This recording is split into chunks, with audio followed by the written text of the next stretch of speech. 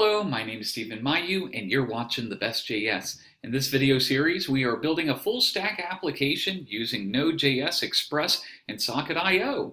Also there is React.js on the front end. This is almost a MERN application, but it doesn't have a database. It doesn't use MongoDB, but pretty darn close to a MERN application. Although you could certainly use this as a starting point and add a database to it later on.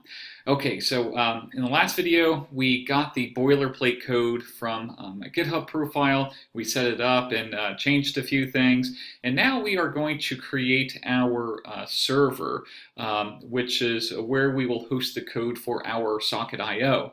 Remember, Socket.io or WebSockets, this is like this open line of communication between a client and a server, and it allows for this real-time communication between the two, which will not require any page refreshes on the browser. So pretty cool stuff. Previously, we edited our package.json quite a bit. We took out some dependencies that we didn't need. We added a couple of dependencies that were not available in the boilerplate.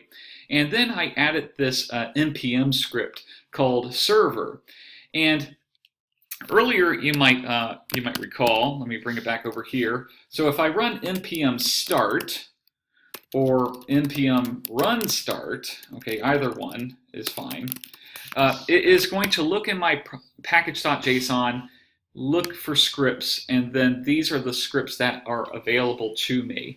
And they're just shorthand. They're shorthand for like terminal commands. So instead of writing all of this stuff in my terminal, I could just run npm start or npm run start, and it will look at my package.json for scripts. It'll see a matching corresponding start script, and it'll execute all of this code. So npm start will start up my Webpack development server on port 8080 by default. And well, we can run it right now. Go back over here, and you'll see it. It's on port 8080, and we can prepend Webpack dev server, so it does that hot module reloading that I showed you earlier. And here it is. It should be connected pretty soon. But let's reload it, perhaps, see if that helps it out. There we go. All right, wonderful. Now, this, going back to the code editor, this dev server is different from this other server. So node server.js or server.js, this is going to be the code that holds our server code. Right here, when I say a dev server, this is only for our client code. This is our React. React is a front-end library. It just renders elements to the browser, to the DOM, and that's it. But if I want both things to work, the browser and the server together, I'm going to create a new npm command called server. And you can call it whatever you want, but to me it makes sense to call it server. So this will run first the Webpack command, which will create this file called bundle.js, and then it will run the command node server.js.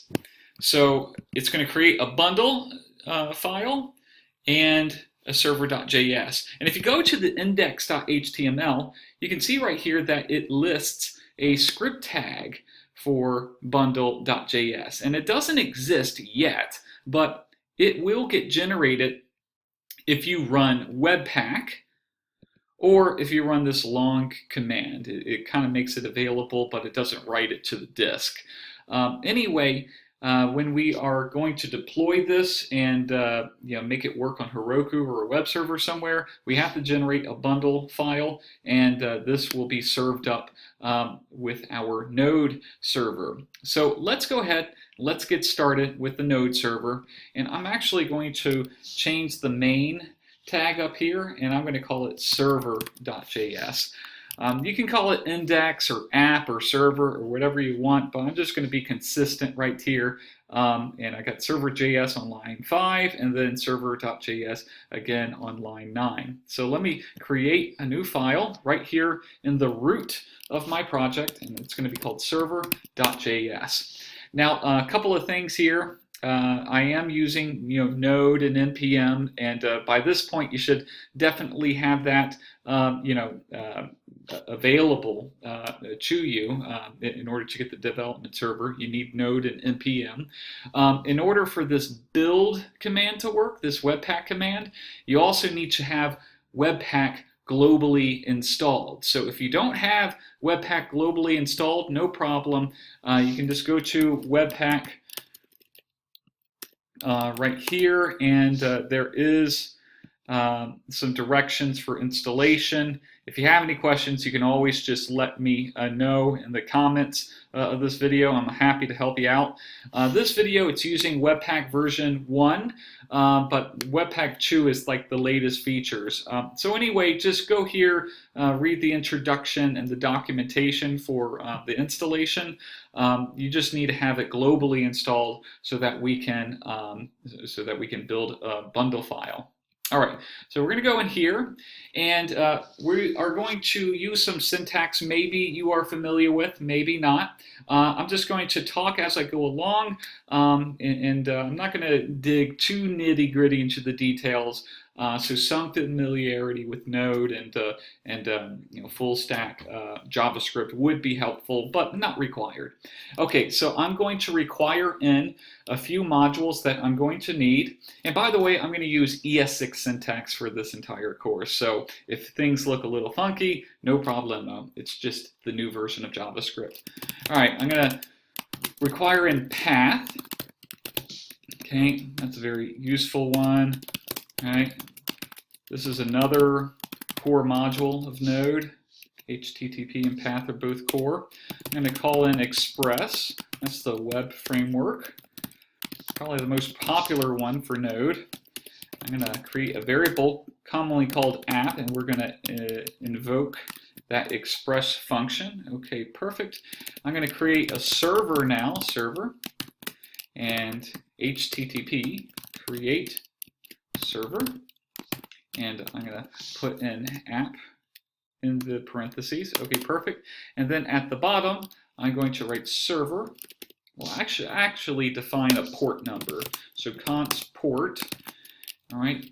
And if we deploy to Heroku, Heroku is going to automatically create an environment variable with the port number because it's not like reliable in Heroku. It like constantly changes. So you should just rely on the environment variable. And for this case, it's process.env.port in all capital letters.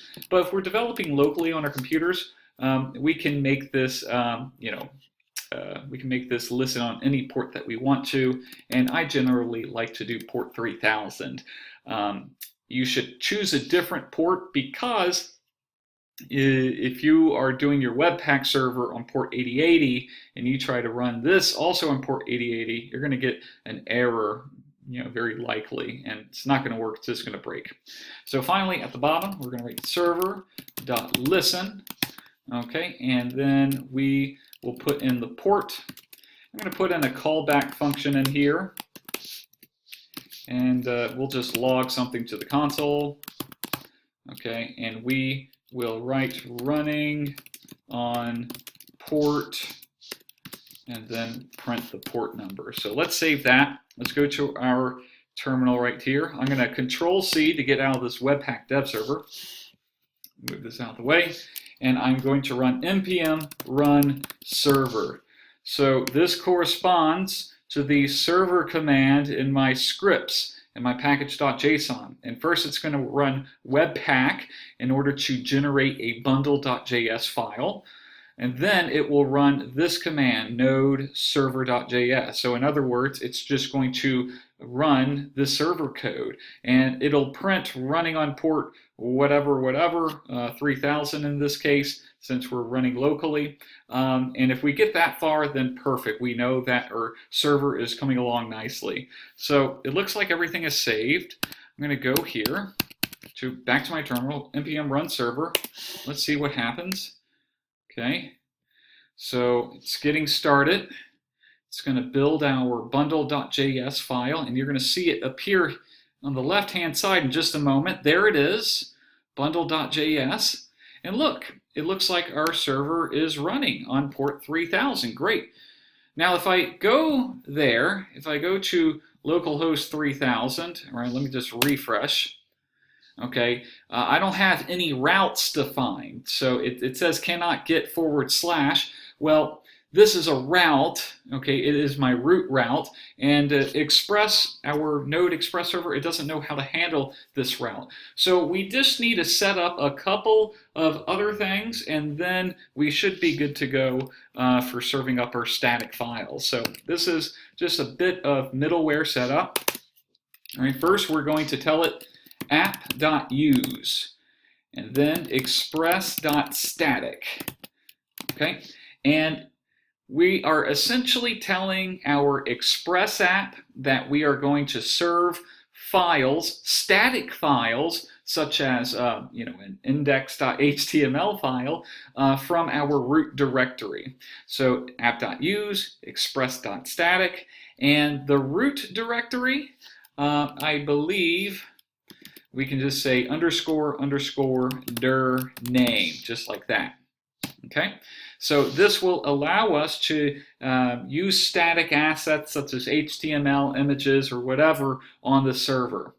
Now, the only thing that we need to do is think about our route, because right now, if we go here, it says cannot get /.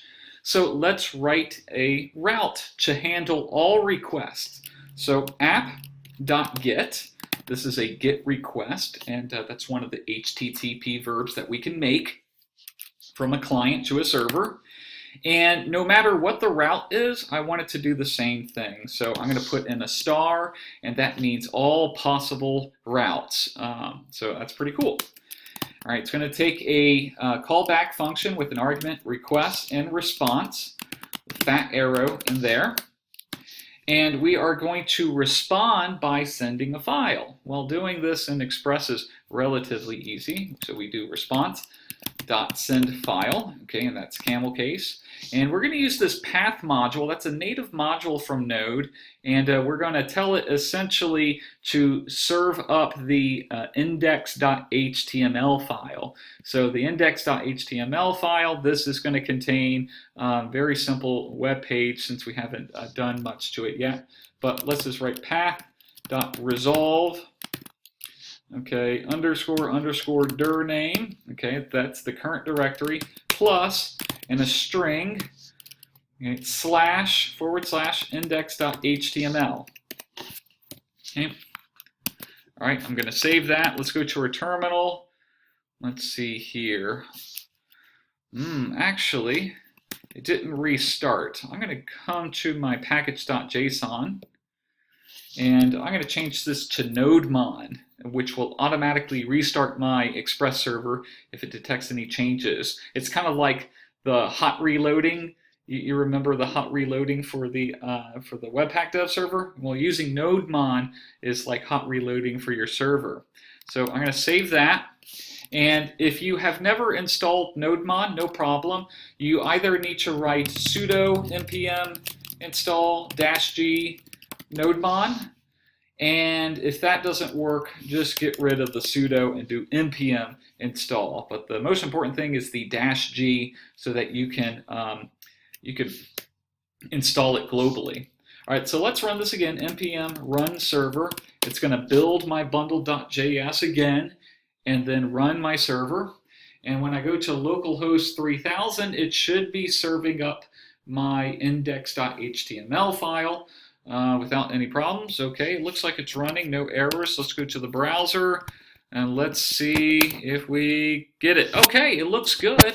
I'm just going to open up my development tools, my console, to see if I'm getting any errors. Yep, I'm not getting any errors, so that seems fantastic.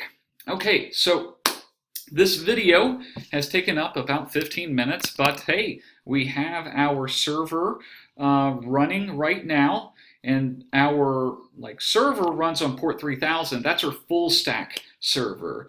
And the one that runs on port 8080, that's just our React application running on a dev server.